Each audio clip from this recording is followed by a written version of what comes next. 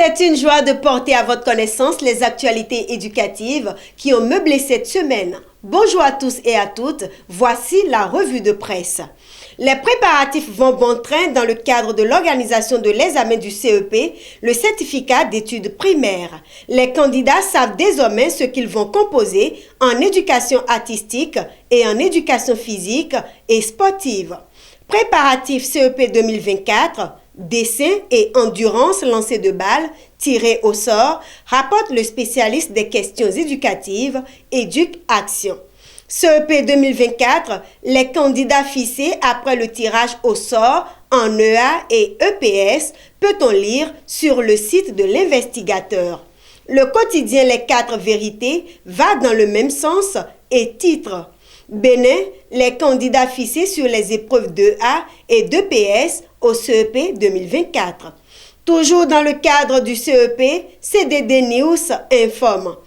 Examen blanc départemental du CEP 2024 dans le Borgou, 5 candidats déficients visuels, à savoir 3 aveugles et 2 malvoyants, composent au centre de promotion sociale des aveugles de Parakou. Pendant que le CEP se prépare, les candidats au CAP planchent depuis le lundi 6 mai dernier. Il s'agit des candidats en sciences et techniques industrielles, sciences et techniques des métiers d'art, économie familiale et sociale, hôtellerie et restauration. Examen de fin d'année au Bénin, c'est parti pour le CAP 2024, annonce le quotidien Le Matinal. Après un constat de terrain, Éduc-Action informe à son tour. Démarrage de l'examen du CAP 2024, l'enthousiasme chez les candidats malgré la pluie. On reste dans les écoles, mais cette fois-ci, c'est la discipline scolaire qu'est le sport qui intéresse Éduc-Action durant tout ce mois de mai. Sa deuxième parution à ce propos renseigne. Sport en milieu scolaire, le manque d'infrastructures se pose. Pourtant, les acteurs de l'éducation rêvent que l'éducation soit transformée. Cela passe par non seulement la réalisation d'infrastructures adéquates, mais aussi prend en compte un certain nombre de choses. Carole Avandé-Runjor explique à propos de l'éducation transformatrice. On a besoin de préparer les élèves à agir. C'est à lire dans le journal Éduc-Action de la page 14 à la page 15. Malheureusement, Bonaventure Kinéry ne sera plus témoin de cette transformation voulue pour l'éducation. Assassiné, les siens demandent justice. Assassinat d'un enseignant à Tanguieta.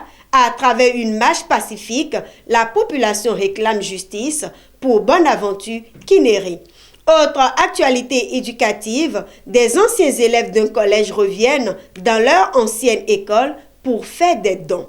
Éducation, les membres de Nostalgie CEG Agbokou dotent leur ancien collège de matériel académique et sportif, rapporte le Chasseur Info. Hors de nos frontières, on lit sur le site Togo Plus que 2 lycéennes noires ont réussi à résoudre un problème mathématique vieux de 2001. Il s'agit de Kalsea Johnson et Nekia Jackson de la Maris Academy à la Nouvelle-Orléans.